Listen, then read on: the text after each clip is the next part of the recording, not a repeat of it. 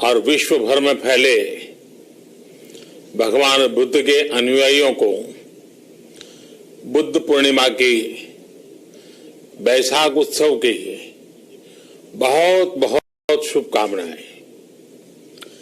ये मेरा सौभाग्य है कि मुझे पहले भी इस पवित्र दिन पर आपसे मिलने, आप सभी से आशीर्वाद लेने का अवसर मिलता रहा है।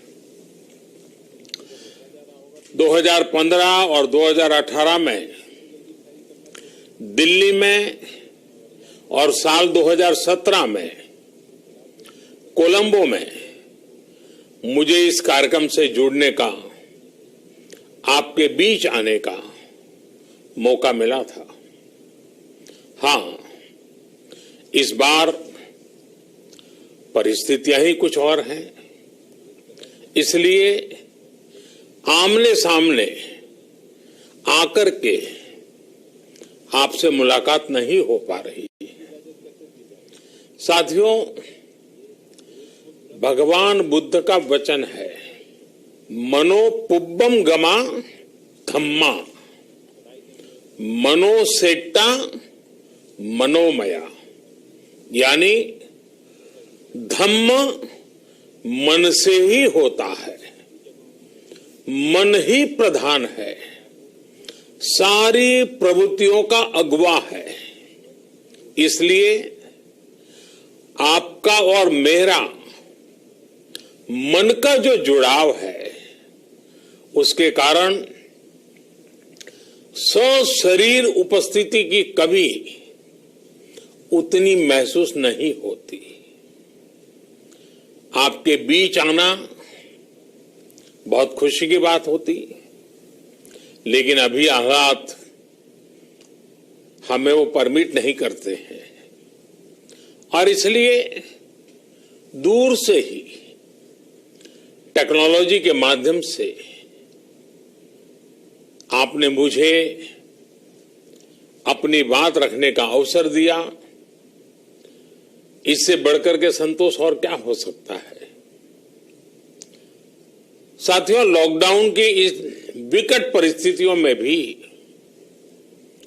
वर्चुअल बैसाख बुद्ध पूर्णिमा दिवस समारोह, इसके इस आयोजन के लिए अंतर्राष्ट्रीय बौद्ध संघ प्रशंसा के पात्र है।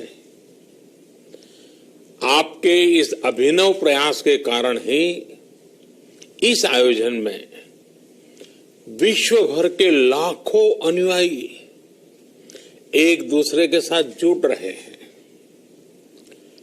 लुम्बिनी, बोधगया, सारनाथ और कुशीनगर के अलावा श्रीलंका के श्री अनुराधापुर स्तूप और वासुदेवा मंदिर में हो रहे समारोहों का इस तरह एकीकरण कितनी अद्भुत कल्पना है, कितना सुंदर दृश्य है।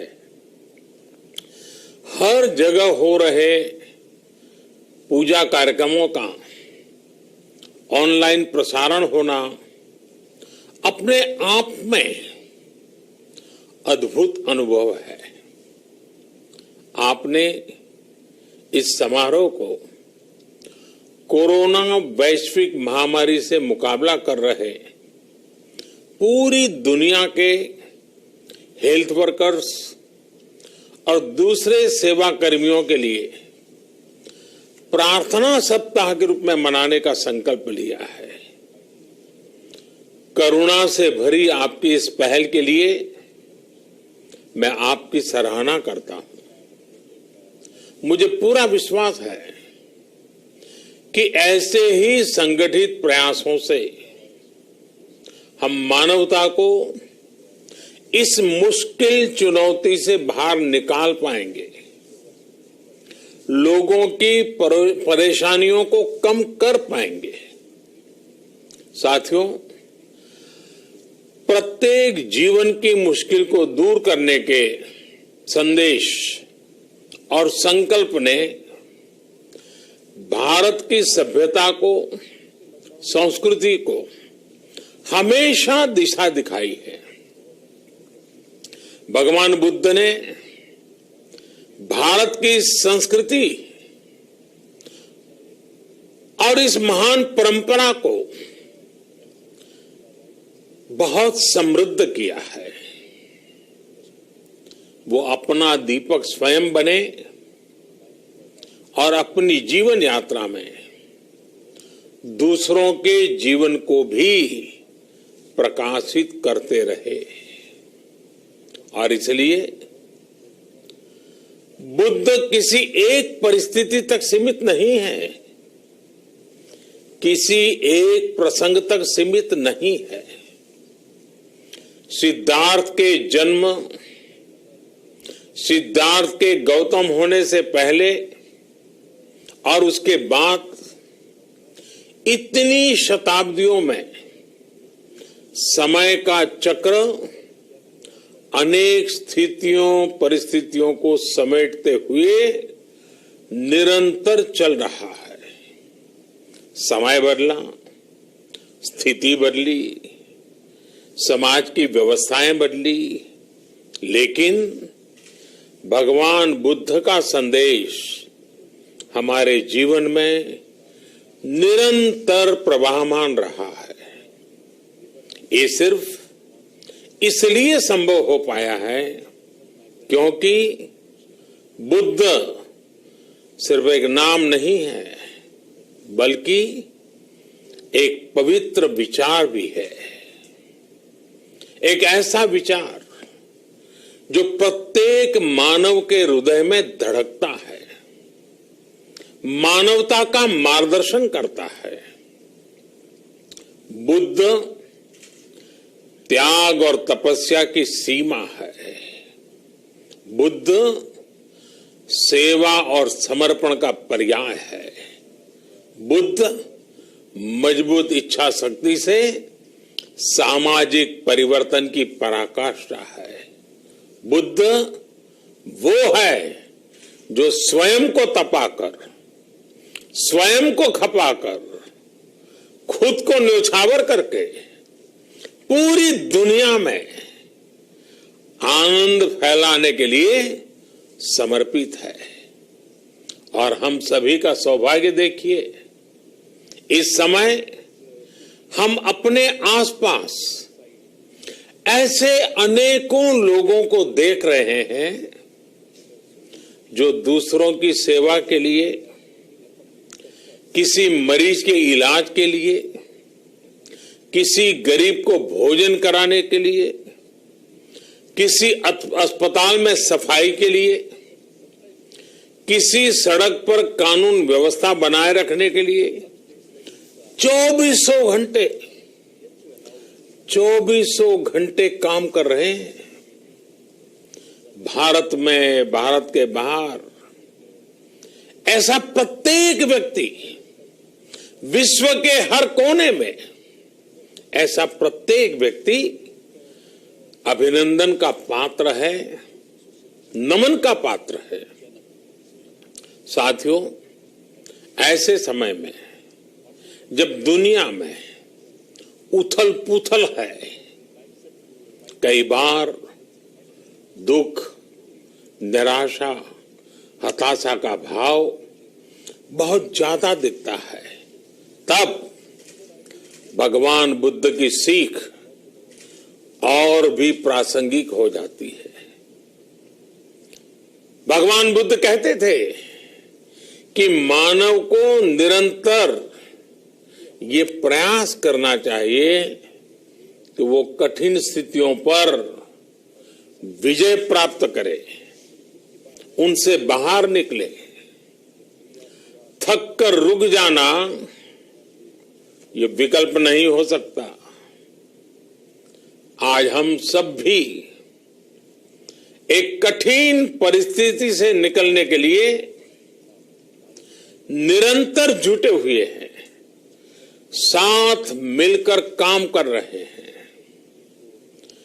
भगवान बुद्ध के बताए 4 सत्य यानी दया, करुणा, सुख दुख के प्रति समभाव और जो जैसा है उसको उसी रूप में स्वीकारना, ये सत्य निरंतर भारत भूमि की प्रेरणा बने हुए है।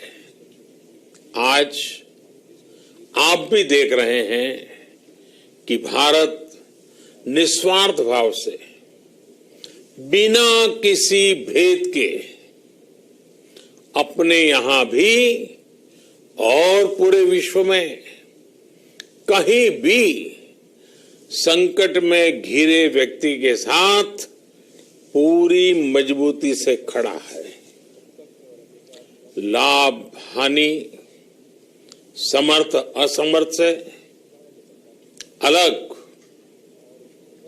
हमारे लिए संकट की ये घड़ी सहायता करने की है। जितना संभव हो मदद का हाथ आगे बढ़ाने की है। यही कारण है कि विश्व के अनेक देशों ने भारत को इस मुश्किल समय में याद किया और भारत ने भी हर जरूरतमंद तक पहुंचने में कोई कसर नहीं छोड़ी है। भारत आज प्रत्येक भारतवासी का जीवन बचाने के लिए हर संभव प्रयास तो कर ही रहा है, अपने वैश्विक दायित्वों का भी उतनी ही गंभीरता से पालन कर रहा है। साथियों, भगवान बुद्ध का एक एक वचन, एक एक उपदेश मानवता की सेवा में भारत की प्रतिबद्धता को मजबूत करता है। बुद्ध भारत के बोध और भारत के आत्मबोध दोनों का प्रतीक है। इसी आत्मबोध के साथ भारत निरंतर पूरी मानवता के लिए, पूरे विश्व के हित में काम कर रहा है और करता रहेगा। भारत की प्रगति हमेशा विश्व की प्रगति में सहायक होगी।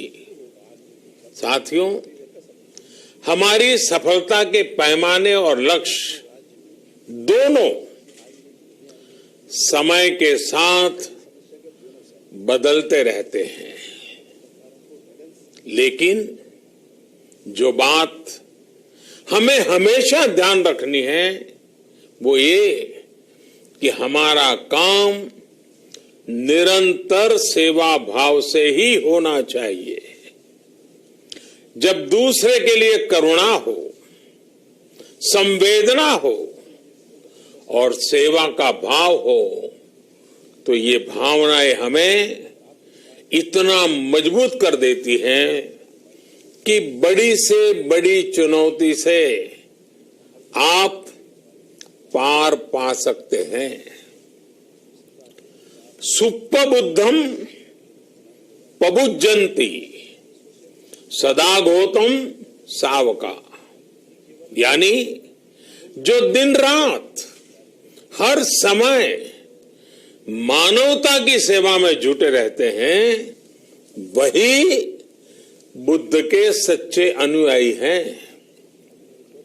यही भाव हमारे जीवन को प्रकाशमान करता रहे, गतिमान करता रहे।